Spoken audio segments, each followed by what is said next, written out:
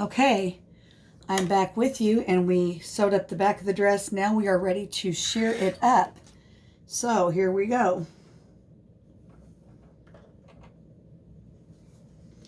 You're going to put your top stitch on the highest setting. On mine, it's a 5. You're going to put your bottom stitch a half stitch less than that. So I'm 5 on top and 4.5 on bottom.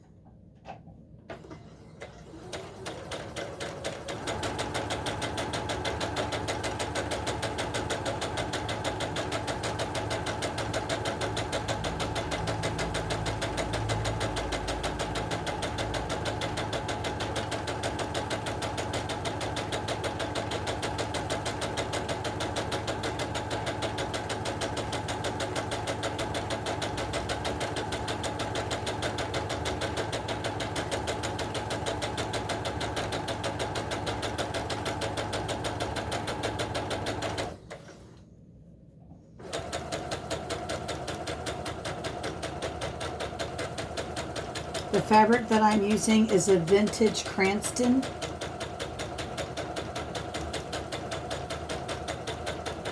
In case I didn't mention that.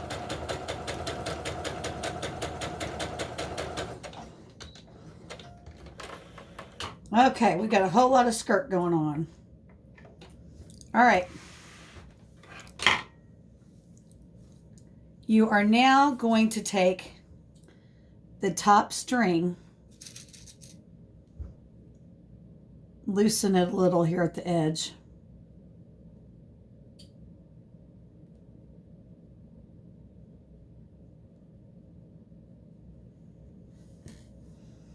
And start gathering. You're going to shear it to the middle pin, and then you're going to switch sides, and you're going to shear the other side to the middle pin. And I tell you, that middle pin can't come fast enough.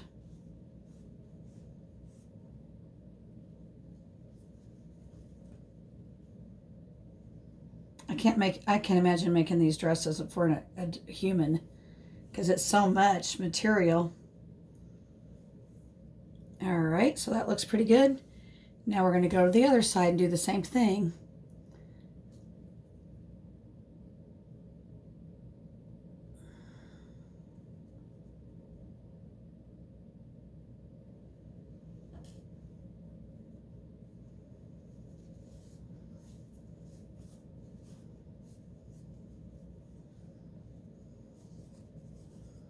The first time I tried to make one of these dresses, I was making it for a sissy doll, and I had this glorious navy blue dotted Swiss, and it was shearing just beautifully, and I thought, oh, this is going to be a piece of cake. I've got this totally whipped. And then I could not get it sewn on the bodice, and I tried and I tried and I tried, and I was completely in tears.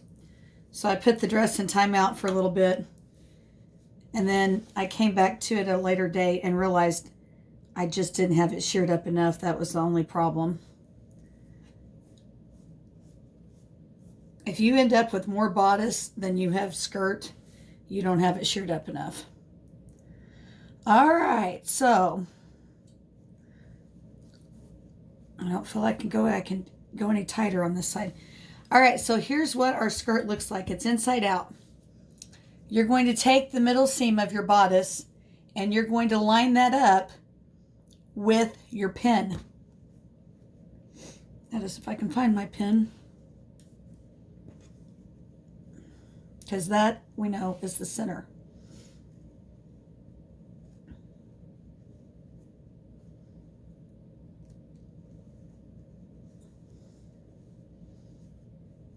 And then go ahead and just start pinning it.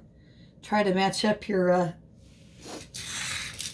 little bumps that are on the outside edge of the pattern with the bumps.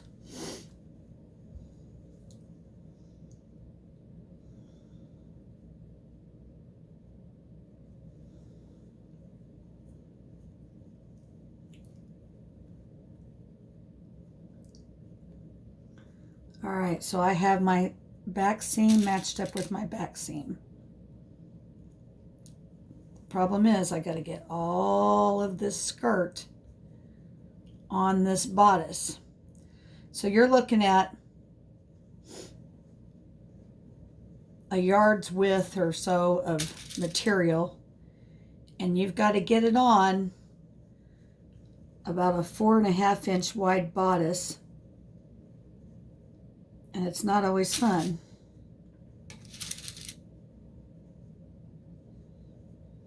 This is why these dresses cost so much money. They take a lot of material. They take a lot of skill.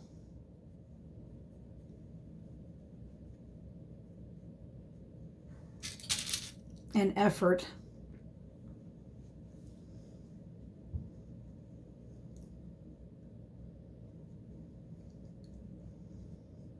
Okay. Looks like my right side's pretty good. Now I got to work on the other side. When pinning the dress, you want to make sure that you pin it way down low so that when you go to sew it on, you don't get your pins caught in the seam allowance and break your needle. You want it way down. You want the pins way down underneath the seam allowance. Okay, and we're just going to keep working our way around. You're just going to pin your little heart out. You about can't have too many pins. I would suggest, if this is your first time making these dresses, make them out of cotton, like gingham or dotted Swiss that shears up beautifully. I would not try to make anything out of taffeta, which is stringy and slides every which way. I would not make it out of corduroy, which is difficult to shear. I would not make it out of velvet, which slubs off. Stick with plain old cotton until you get the hang of it.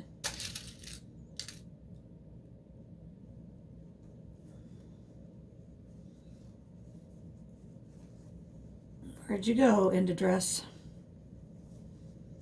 Where'd you go, little skirt? Okay, and so now my gathers fell out. It's okay, I can shear you back up.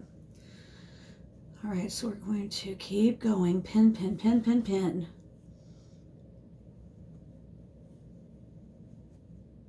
It's also important when you pin this on here, each gather needs its own little spot. You can't double up your gathers too much, because if you do that, once it's sewn on and you flip it, it's going to have errors. So they all need their little place in the sun, so to speak. All right, we have our miles of fabric on our bodice, and that's what it looks like so far. So now we're going to sew that bad boy on. All right, you're going to start whatever side you start on. I don't know if you're lefty or righty. You want everything inside the dress. As you sew it, use your hand to go through and keep it going around the sewing machine. You don't want to get it all caught up and clumped up. All right, make sure you change your setting back to straight stitch. And we're going to give this a try. You're going to go stitch in right underneath the original stitch line, just right underneath it.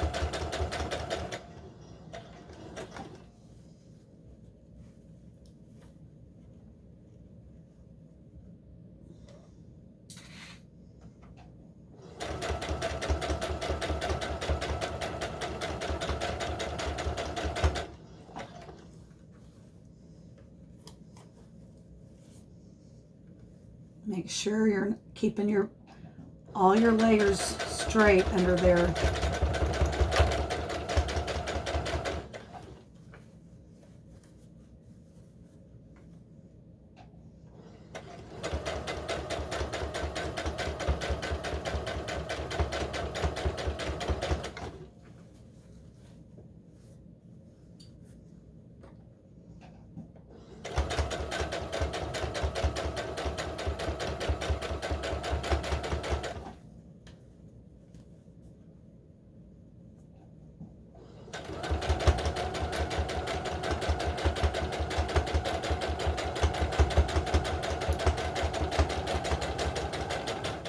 Okay, so far so good. I did not feel anything getting caught that shouldn't have got caught, and it all felt pretty good to me. It all looks like it's caught in there.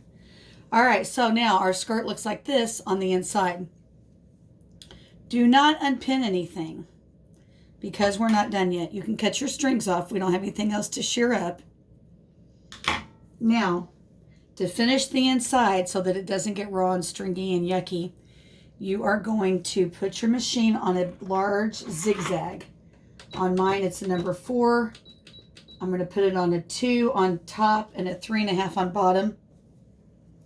And I'm going to go around and I'm going to zigzag just to the stitch line, which keeps this from unraveling. Do not ever go below the stitch line. Gotta stay above board, so to speak. But you want to keep your pins in because the pins are what's holding the gathers in.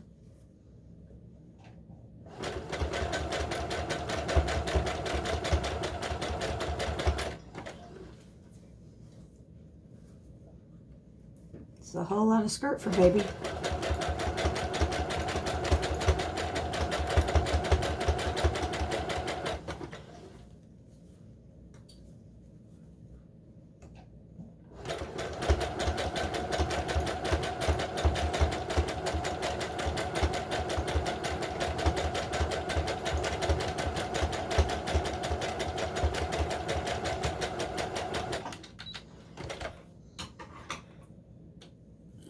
Okay. Now comes that magic moment where we can take our pins out.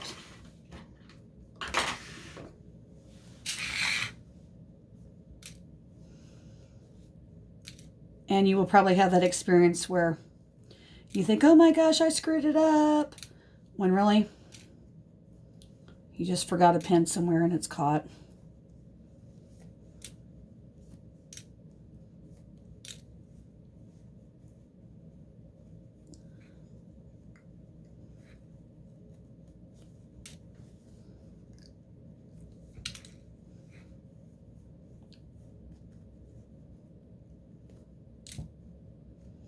Okay, take your scissors and cut off any stray strings.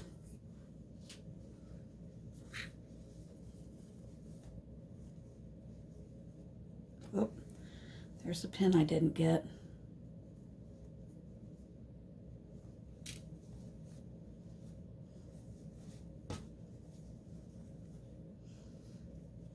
Another pin I didn't get.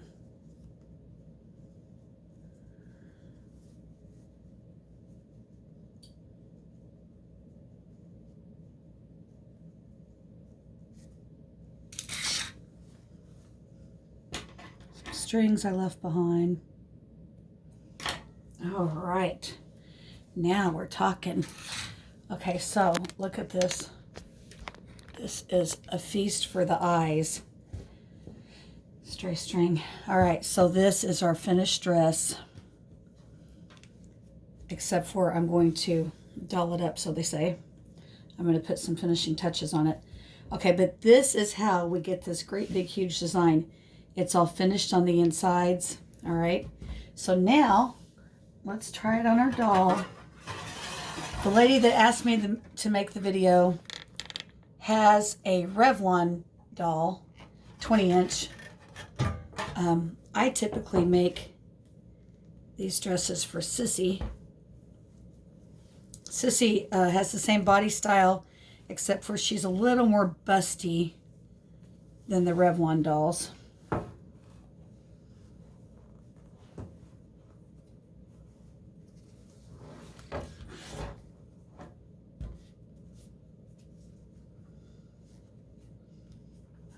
Okay.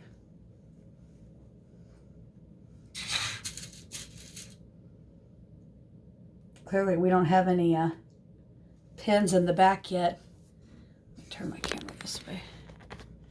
And this is what she looks like. Okay, she has her huge big dress on. So now what I'm going to do is I'm going to decorate the bodice. I'm going to put a big sash on here. And when I finish it, I will take a picture to add to the video. And I'll add other pictures of dresses I've made using the same pattern. Whoop. Go back this way. I hope you learned something from this video, and I hope I was able to help you out making these doll dresses. As you can see, they're not impossible. They just take a lot of time, and they require a lot of patience. Thank you for watching.